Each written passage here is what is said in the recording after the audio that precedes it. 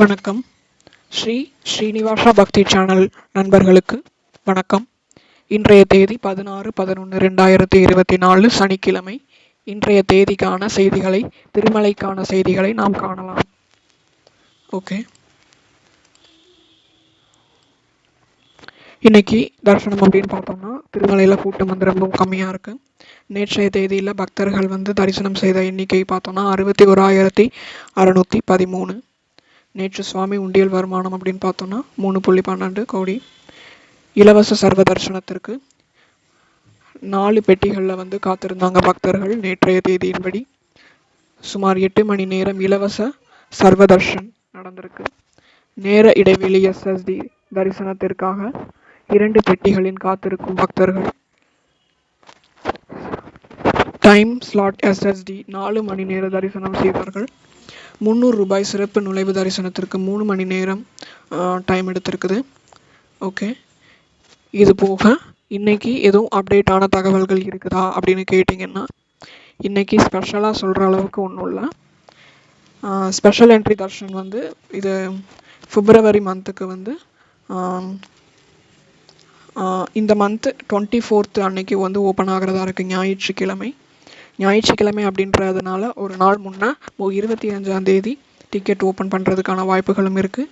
அதற்கான தகவல்களை நம்ம அந்த TTD வெப்சைட்டில் பார்த்துக்கோங்க. அப்படி இல்லாத பட்சத்தில் நம்ம சேனலை சப்ஸ்கிரைப் பண்ணி பாருங்கள், உங்களுக்கு டெய்லி தகவல்கள் கிடைக்கும். ஓகே, இப்போ நம்ம பிப்ரவரி மந்த்துக்கான தர்ஷனம் பார்த்துட்டோம், எப்படி என்னைக்கு ஓப்பன் ஆகும்ன்ட்டு.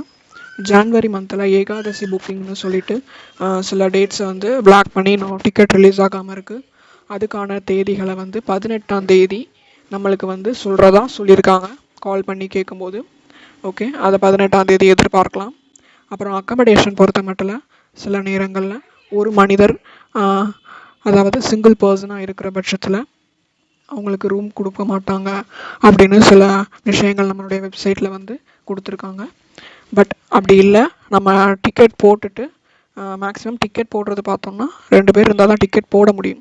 பட் அதில் ஒரு ஆள் வர முடியல, நான் ஒரு ஆள் தான் போகிற மாதிரி இருக்குது அப்படின்ற சூழ்நிலையில் என்ன பண்ணலாம் அப்படின்னு நீங்கள் நினச்சிங்கன்னா ஒன்றும் இல்லை.